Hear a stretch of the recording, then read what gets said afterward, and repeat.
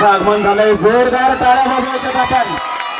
नगद नारायण महाराज की, छत्रपती शिवाजी महाराज की, छत्रपती संभाजी महाराज की. मनोज दादा तुम्हागे बरो. आदरणीय दादांना विनंती आहे, आपण छत्रपती शिवाजी महाराज यांच्या पुतळ्याचं पूजन करावं. मी दादांना विनंती करतो, आपण छत्रपती शिवाजी महाराज यांच्या पुतळ्याचं पूजन करावं. पूजनासाठीचा पुष्पहार वरती द्यायचा आहे. छत्रपती शिवरायांचा पूजनासाठीचा पुष्पहार वरती द्यायचा आहे. आपण महाराजांची शिवगर्जना घेत आहोत. महाराज प्रौढ प्रताप पुरंदर क्षत्रिय कुलावतांस सिंहासनाधीश्वर राजाधिराज छत्रपती शिवाजी महाराज की. आवाज पाहिजे तसा येत नाही सगळ्यांचा, विकू देऊ नका. राष्ट्रमाता जिजाऊ की. जोरदार टाळ्याने आपण या बैठकीची सुरुवात करूया. श्री क्षेत्र नारायणगड संस्थानवर 900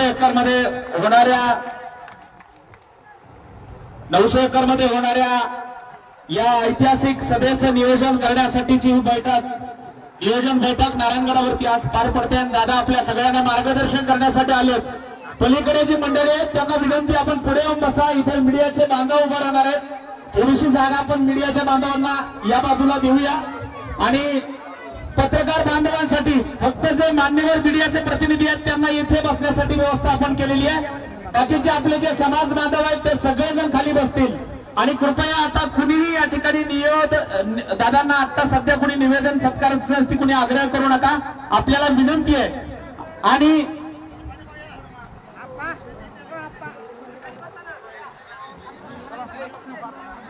मीडिया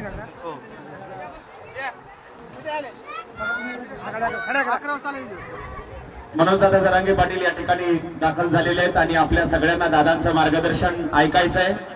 माझी आपल्या सगळ्यांना हात जोडून विनंती आहे, मीडियाच्या बांधवांना इथे येऊ द्या. फक्त पत्रकार बांधव या ठिकाणी बसतील याची आपण नोंद घ्यावी.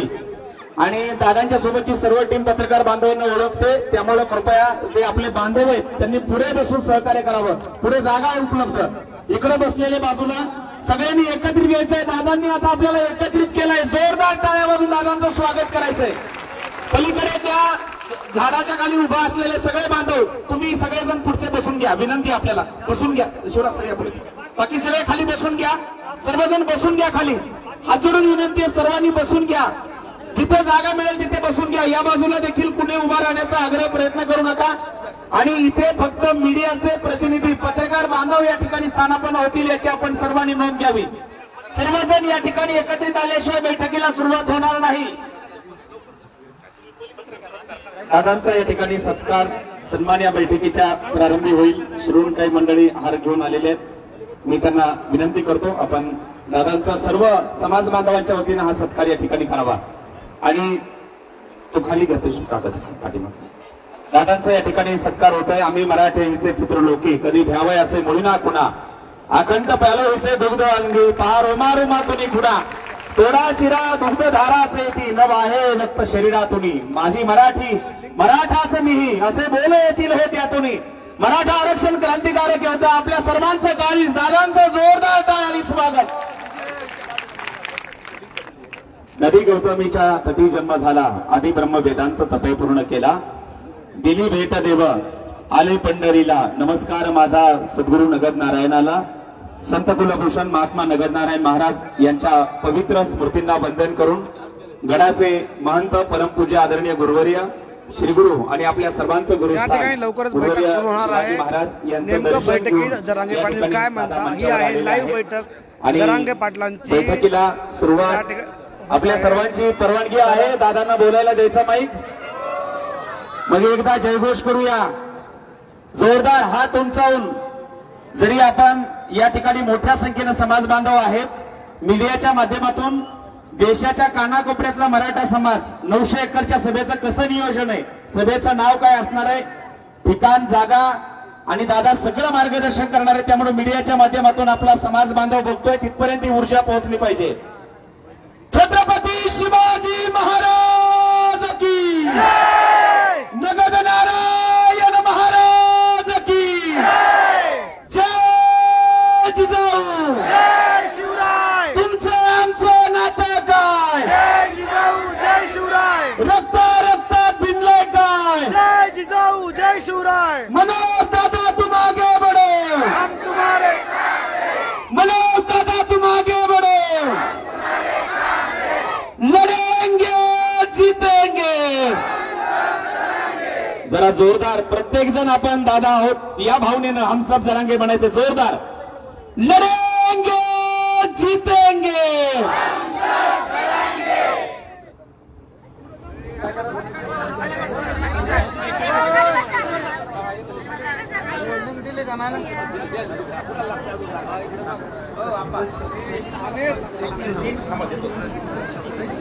श्री क्षेत्र नारायणगड संस्थान विश्वस्त मंडळाच्या वतीनं दादांचा या ठिकाणी सन्मान होईल. मी विश्वस्त मंडळाचे सर्व सन्माननीय विश्वस्त माननीय अनिलदादा जगताप साहेब, श्री दिलीपांना गोरे साहेब, सन्माननीय महादेवराव टोपे साहेब, आणखी कोण कोण आहे, गोवर्धन जिजा काशीद, जे सन्मान्य मान्यवर या ठिकाणी विश्वस्त मंडळ उपस्थित आहेत त्यांच्या हस्ते दादांचा सन्मान. महाराष्ट्राची धाकटी पंढरी बळीराम आप्पा गवते पाटील, बळी आप्पांना विनंती पुढे यावं. गोवर्धन जिजा काशीद, बळी आप्पा जिथं असतील तिथून दादांचा सन्मान करण्यासाठी पुढे यावं. विश्वस्त मंडळाच्या वतीनं हा सन्मान होईल त्याची आपण नोंद घ्यावी. विश्वस्त मंडळाच्या वतीनं संपूर्ण विश्वस्त मंडळ श्री दिलीपांना गोरे, श्री अनिलदादा जगताप, श्री सन्मान्य टोपे साहेब, सन्मान्य काशीद साहेब आणि विश्वस्त मंडळाच्या वतीनं हा सन्मान होतोय. संपूर्ण गडाच्या वतीनं संस्थांच्या वतीनं हा सत्कार आहे. जोरदार टाळ्या वाजून स्वागत.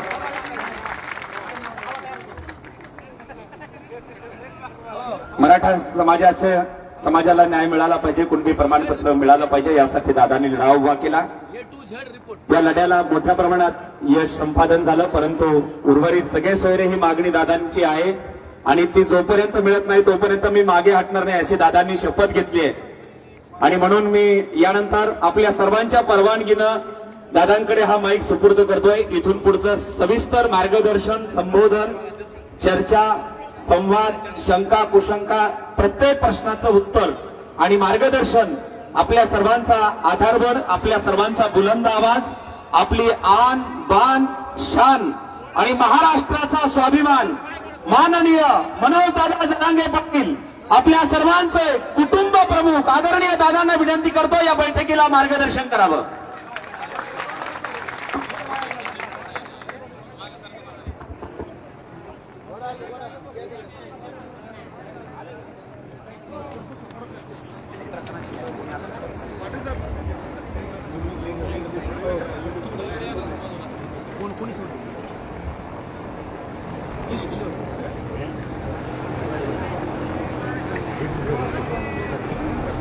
हिंदवी स्वराज्याचे संस्थापक राजे छत्रपती शिवराय, महाराष्ट्राची धाकटी पंढरी, श्री क्षेत्र नगद नारायणाच्या चरणी नतमस्तक होतो. महंत गुरुवर्य शिवाजी महाराजजी यांच्या चरणी नतमस्तक होतो आणि जमलेल्या माझ्या तमाम मराठा बांधवांना माझा मानाचा दिवस.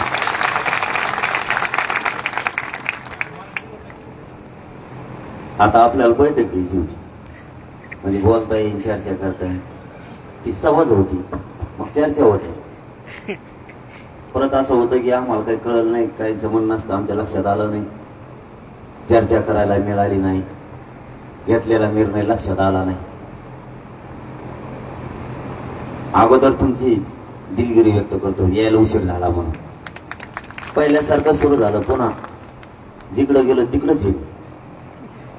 5-6 गावं वाढले म्हणून उशीर झाला.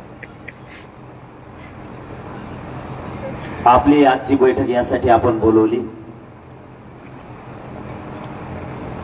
मराठा समाजाच्या आरक्षणाचा प्रश्न अर्धवट मार्गी लागला, अर्धवट राहिला. आपलं म्हणणं होतं ज्या मराठ्यांच्या नोंदी सापडल्या त्याच नोंदीच्या आधारावर त्याच नोंदीचा आधार घेऊन ज्याची नोंद सापडली त्याच्या सगळ्या सोयऱ्यांना सुद्धा आरक्षण द्यायचं आणि हे सरकारनं कबूल केलेलं. त्यांनी कबूल केलं नसतं तर आधी सूचना काढली नसती. आपण सविस्तर अर्ध्या ते पाऊण घंट्यात सगळा विषय क्लिअर करून घेऊ. म्हणजे ही होणारी सभा कशासाठी आहे आणि आपल्याला काय करायचं हे लक्षात येईल. हे सरकारनं कबूल केलं म्हणूनच आधी सूचना काढली होती सगळ्या सोयऱ्यांची. 2001च्या कायद्यानुसार 2012च्या कायद्यात बदल करायचा, कारण आपली मागणी ओबीसी आरक्षणाची आणि सगळे सोयरे हा ओबीसी टाकावा लागतो, कारण नोंदी ह्या ओबीसी आरक्षणात सापडल्या. आपली मागणी नवीन नाहीये. नवीन असती तर त्यांनी GR काढला असता, शासन निर्णय घेतला असता. ओबीसीतून आरक्षण मागणी म्हणल्याच्या नंतर ही जुनीच झाली. मग कायद्यात बदल केल्याशिवाय पर्याय नाही, त्याला अधिसूचनाच काढावं लागतं, त्याशिवाय ते होत नाही. ते अधिसूचना त्यांच्या डोक्यात असतं तर अर्ध्या घंट्यात ते काढू शकले असते, पण त्यांनी 3.5 महिने सलग वयाला घातले, पण त्यांनी अधिसूचना काढली नाही. म्हणून मराठ्यांना मुंबईला जावं लागलं. मुंबईला गेल्यावर काय मिळालं तर ही अधिसूचना म्हणजे कायद्यात बदल करणारी, हे काढण्यासाठी 3.5 महिने माझ्या समाजाला झुंजावं लागलं होतं. ती अधिसूचना काढली म्हणजेच मराठी ओबीसी आरक्षणात जायला मोकळे झाले. ओबीसी आरक्षणाकडे जायला मोकळे वाट करून दिली जात नव्हते. हमेशा दगड आडवे ठेवले जायचे रस्त्यावर. परंतु अधिसूचना काढल्यामुळं सगळा रस्ता मराठ्यांचा मोकळा झाला ओबीसी आरक्षणात जाण्याचा. आता राहिली तिची अंमलबजावणी. ती अंमलबजावणी करण्यासाठी पुन्हा आपला संघर्ष सुरू झाला. आपल्याला थांबून नाही जमणार. आपण जर थांबलो तर ही संधी हुकली. अधिसूचनेची अंमलबजावणी सगळ्या सोयऱ्यांची केल्याशिवाय पर्याय. याच्यात 2 म्हणणे होते, ते आज या पवित्र रायगडावरती मी नारायणगडावरती मांडतो. 2 मुद्दे होते. मराठा आणि कुणबी एकच आहे ही आपली मागणी. जर मराठा आणि कुणबी एकच आहे, तो जर कायदा पारित करायचा असला किंवा दुरुस्त करायचा असला त्याला आधार लागतो, असं गिरीश महाजनांनी सांगितलं होतं. या गडावरती मराठ्यांचा मोठा प्रलय येणार आहे, म्हणून तुम्हाला अगोदर सांगणं गरजेचं आहे, म्हणून सांगतो. हे या पृथ्वी तलावर कोणीच बघितला नसेल एवढा मोठा प्रलय मराठ्यांचा उसळणार आहे. गिरीश महाजनांनी सांगितलं होतं, तुमच्या मागणीप्रमाणे मीडियाच्या बांधव ते बाईट सुद्धा जुन्या काढू शकते, आणि त्यांच्याकडं माणसं ठेप्याला आणायला बरोबर जिथल्या तिथं असतं. त्यांनी माग एक जणाला आणलं होतं ठेप्याला, तेव्हापासून ते बोललाच नाही. त्यांनी असं सांगितलं होतं, तुमच्या मागणीप्रमाणे जर तुम्हाला द्यायचं असलं कायदा पारित करायला किंवा कायद्यात बदल करायला आधार लागतो. आणि खरं सांगतो त्यावेळेस आधार नव्हता. आपण ते मान्य केलं आणि त्यांनी सांगितलं 1 महिन्याचा वेळ द्या. आपण दिला नाही. मग सगळ्या पक्षांची एक बैठक झाली आणि त्यांनी एक मुंबईत सह्याद्रीवरती ठराव पारित केला, 1 महिन्याचा सरकारला वेळ द्यावा, विरोधी पक्ष सुद्धा तुमच्या आंदोलनाच्या सोबत आहे. आणि त्यावेळेस मात्र मग आपण त्यांना 40 दिवसाचा वेळ दिला होता. त्यावेळेस पुरावे सापडले होते 32 लाख.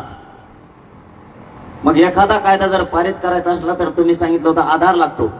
मग 32 लाख नोंदी तुम्हाला सापडल्या आणि आज तो आकडा 63 लाख आज. मग एखादा कायदा पारित करायला 63 लाख पुरावे खूप झाले. एक जरी पुरावा असला, उदाहरणार्थ तुमची 2 एकर जमीन कुठेतरी तुमच्याकडे पुरावाच नाहीये, पण तुम्हाला जर पुरावा 7-12 सापडला खूप झाला ना. दुसरा काय पुरावा असतो आणखी? त्याच्या पलीकडे काय आहे का? अमेरिकेत जाऊन काय आणावं लागतं का? कागदपत्र, फोटो फिटो त्याला जोडायला, तिकडच्या राष्ट्राध्यक्षाची, तिकडच्या काही सह्या, काही अडचण तर नाही ना. मग तुम्हाला 63 लाख पुरावे मिळाले. मग मराठा आणि कुणबी एकच हे कायदा पारित करायला अडचण काय? हा मूळ प्रश्न या गडावरून आता होणाऱ्या सभेचा असतात. दुसरा, सगळ्या सोयऱ्यांची अंमलबजावणी पण करा. मराठा आणि कुणबी एकच आहे, ह्यो सुद्धा कायदा आता पारित करावा लागणार आहे. तुम्ही म्हणता परत मागणी बदलली काय? मागणी बदललेली नाही. मराठा आणि कुणबी एकाचे ही कायदा पारित करावा लागणार आहे आणि सगळ्या सोयरींची अंमलबजावणी सुद्धा करावी लागणार. जर मराठा आणि कुणबी एकच याच्यातून जर एखादा मराठा हुकला तर सगळ्या सोयरीतून आम्ही त्याला आत घेऊ. ती सुद्धा अंमलबजावणी आवश्यक आहे. सगळ्या सोयरीची अंमलबजावणी सगळ्या जाती धर्मासाठी, नुसते मराठ्यांसाठी नाहीये. त्यावेळेस मराठ्यांनी विरोध नाही केला. सगळ्या जाती धर्माची अधिसूचना काढली. मायबापा होतो, मला खरं सांगतो, माया पोटात जर पाप असतं ना त्यावेळेस मला विचारलं होतं ही अधिसूचना सगळ्या जाती धर्मासाठी. हे कसं विरोध करतात आपल्याला? आमच्यात येऊ नका, आत येऊ नका, बाहेर जाऊ नका, लांबून घ्या. लांबून कुठून घेतो रे? आई तेच द्या ना, आत या बाहेर जा. त्यावेळेस त्या अधिसूचना काढली. त्यांनी सांगितलं सगळ्या जाती धर्माच्या कामाला येणार आहे. दादा तुम्हाला बोलायचंय बरं का, ध्यानात नाही राहायचं. इकडे फोन द्या रे ठेवून थोडा वेळ, मन फोनाचं वाकड आहे. अधिसूचना पुढे चाललो होता हा बघ, मग मध्ये बोलत हवं असं होतं. मी होतो मी काय कॅम्प्युटर कॅसेट टेक्निक सुरू आहे. पुढे चाललो होतं, सांगा ना. म्हणजे तुम्ही आरक्षण घेतले सोडित नाहीत, पक्क ध्यानात राहा तुमचं. पुढे चाललो होतं सगळ्या समाजासाठी. त्यांनी मला विचारलं त्यावेळेस ही अधिसूचना सगळ्या जाती धर्माची. आंदोलन मराठ्यांनी केलंय, केसेस मराठ्यांनी अंगावर घेतल्या, बलिदान मराठ्यांचे गेले. आमच्या माता माऊल्यांच्या कंपाळ उघडे पडले, तिच्या कंपाळाचं कुंकू पुसलं. आणि अंमलबजावणी अधिसूचना ही सगळ्या जाती धर्मासाठी. माझ्या मनात काही पाप असतात म्हणलं असं ते फाडून फेकून द्या तिकडे. त्यांचा काय संबंध? आंदोलन आम्ही केलंय, फक्त आमचंच घ्या. आम्ही सांगितलं होऊ द्या, सगळ्या जाती धर्माच्या गोरगरिबांच्या लेकराचं कल्याण होणार असलं तर होऊ द्या. आणि ती अधिसूचना आपण स्वीकारली सुद्धा सगळ्यांनी. आता यांनी विरोध केला आपल्याला. आचारसंहिता लागायच्या अगोदर कॅबिनेट मुख्यमंत्र्यांनी आणि गृहमंत्र्यांनी यासाठी घेतली होती, अधिसूचनेची अंमलबजावणी करण्यासाठी. त्यांनी अंमलबजावणी नाही केली. कोण आडवा आला माहित नाही, त्यांनी दुसरंच काहीतरी केलं त्याच्यात आणि आपली तशीच ठेवली. कुणीतरी आडवा आला, त्यांनी नाही सांगितलं कोण आला. उघडा पडल, मी आहे शोधात त्याच्यात, त्याला पुढे आणणार आहे मी समाजाच्या. कोण आडवा पडला ते बी आता निवडणूक आहे म्हणून सांगायचं नाही, शिट पडते म्हणून. पण ते बी नंतर सांगणार आहे आड पडलं म्हणून आम्ही अंमलबजावणी नाही केली. आता मला एक कळलं नाही, बऱ्याच मतदारसंघात नावेला जे पण बोलावंच लागतंय, कारण जिथं माझ्या मराठ्याला अडचण येणार आहे तिथं मला बोलावंच लागणार,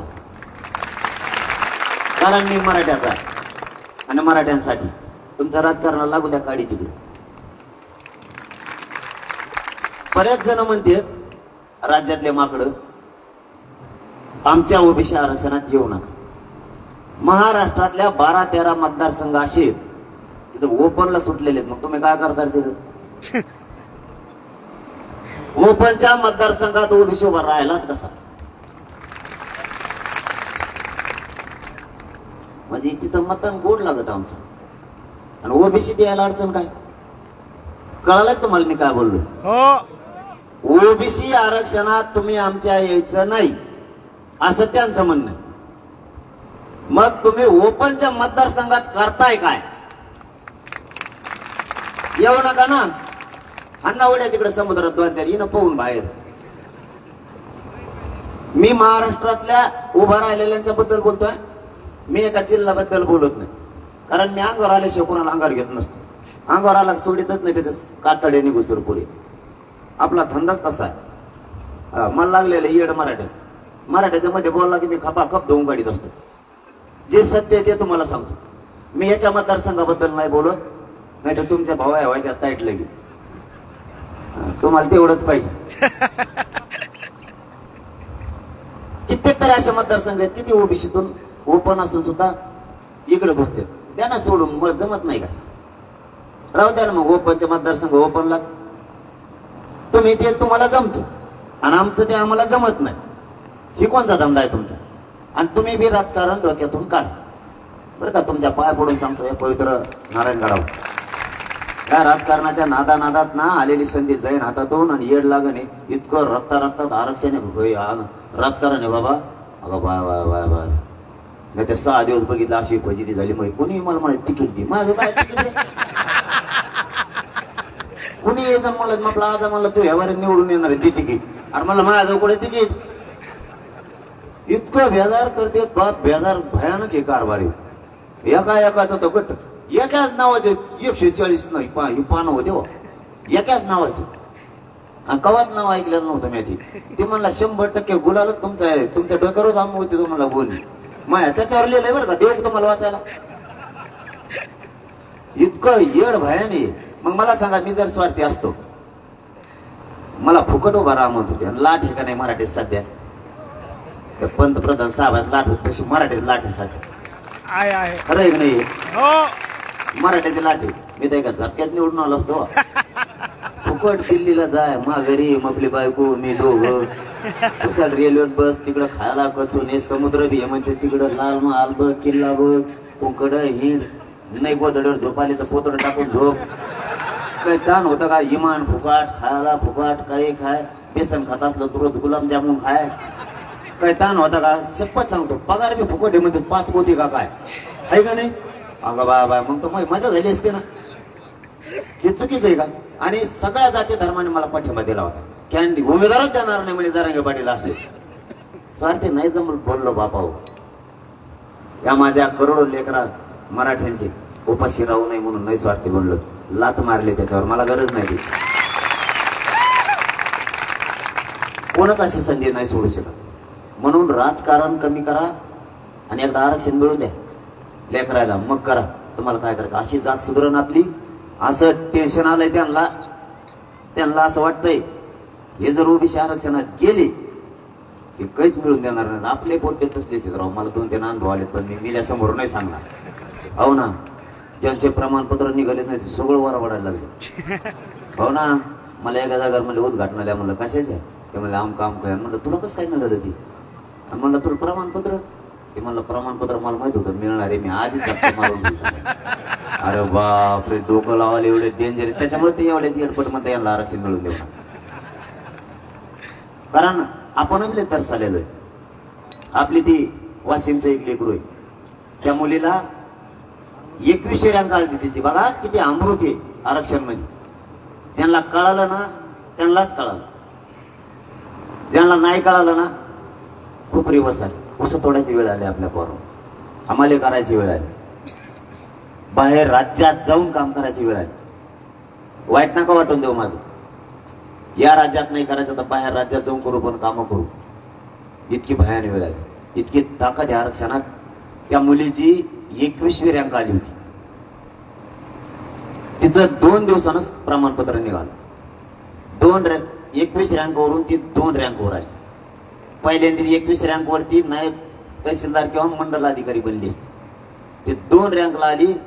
देशावर IAS दर्जाचे अधिकारी बनला ते लेखून. इतके ताकद आहे आरक्षण. म्हणून तुटून पडा नसता. आता येड लविते ना आपल्याला 2 महिन्यांचा पोळा आहे आता. ही बैल त्याच्या पुढून तो बैल त्याच्या पुढून हे त्याला शिंगाडाने वरगडी. काही बैल तर असे ते शिंगाडत नाहीत त्यांना मोळलेले म्हणजे हे नुसते कुतडे आणणार आहेत एका नाकाला असले ते. हे यांचा पोळा आपल्याला लागण नाक. मग आपला साहेबाचं चिन्ह काय तो असा आहे बरे. ते टांबराळ कुठून आणलाय कुठून नाही. त्याचं ते बदग भाया परदेशातून शिकून आलंय ते आपली चेडी घालून चालत आहे कोणकडे बी. त्यांना मोठं करणार तुम्ही. तुमच्या रक्तात घेऊ नका त्यांचं राजकारण. नाही तर तुमच्या डोक्यात त्यांचे चिन्ह यायचं आणि आपलं आरक्षण राहायचं माग. आपलं आरक्षण नको मागं राहून द्यायचं. आता जर आपल्या चर्चेतून आणखीन चर्चा राहिली ते म्हणतात मग आता होत काय होतं. आणखीन चर्चा राहिले. तुम्हाला सार सांगायला लागलो आरक्षणाचा ना अन्यायाचा आतापर्यंत. त्यांचे चिन्ह जर आपली आता डिक्लेअर झाली तारीख ठिकाण तर आपल्या गाड्याला मोटरसायकलला 4 व्हीलरला डायरेक्ट आपल्या सभेचे बॅनर स्टिकर लावायचे. त्यांचं चिन्ह आपल्या गाडीला लावायचं नाही. कोणाच्या तो टकोरावर लाव म्हणायचं. मागून पुढून लाव कपाळाला चिटकवतोय आणि ही डेकून हिंडाय तिकडे. आमच्या गाडीला लावायला जागा नाही. तो जर म्हणला टायर लावता आपल्या टायरला आपलेच पॉम्पलेट चिटका त्याच्या चिटकू नका. त्याला पडून द्या तिकडे तसंच त्याला ते लागून त्या काडी जशी इथं आपलं फार वाटवलं झालंय. आणि एखाद्या का आपल्या मराठ्याच्या माणसाने गाडीला नाही लावलं ना त्याला बोलायचंच नाही, दुसरं काहीच नाही करायचं, त्याला हाणायचं नाही, मारायचं नाही. तुम्ही तिसऱ्याच लफडीला करतात, मला ते निघले टेन्शन येत. आपल्या विरोधात गेलं तरच त्याला विरोध करा, मग विरोध करू नका ना. अंगावर आला ना मी सोडित नाही, तुम्ही टेन्शन ना घेऊ. कोणी येऊन द्या मग तो पट्ट्या ठेप्याला आणलाय मी. लोक सांगायचे 5 किलो वजन कमी झालंय त्याचं. मी त्याला म्हणलो होतं मी येडा माझ्या नाद नको लावू. त्याला वाटलं बघू धाऊ सांगू तो शिंगाड मॉडेल आहे, त्याला लई खिलारी बायला शिंगाड लागतं माझ्याकडे यायला. ते मला धाव सांगण्याला गेलं कर की शीन पुढं नेहमी यासाठी लय ताराला लागला होता. त्याच्या जवळचे लोक सांगायचे आमच्या साहेबात 5 किलो वजन कमी झालं. मला बरं झालं, मग आयुर्वेदिक खात होता तवा नाही झाला, आता झालं बरं झालं. मी सगळ्या दुश्मनी अंगावर घेतल्या, काळजी करू नका तुम्ही. मी त्यांना नाही मोजू, कारण जात ही मोठी करायची. सध्या तुम्ही मला कुठंच भेटत नाही, तुम्ही 2 जागेवर भेटत सध्या मला, लग्न सोबती. मी बी मग लग्न सोबतीच ठरले तुमच्या मागच येईल. तुम्ही लग्नाला गेले की मी व्यासपीठावर मला म्हणते आशीर्वाद दे, एक तर मला आशीर्वाद देता येत. मला आरक्षणावर बोलायला सांगा तुम्ही, खप बोललो तुम्ही कधी. मग मी हे सुरू करतो लग्नात, सत्यात हे सुरू केलंय मी आज. तुम्ही 2 जागेवर भेटता, कारण खरं सांगतो मला येड लागलेलं माझ्या मराठीच्या गोरगरिबांच्या लेख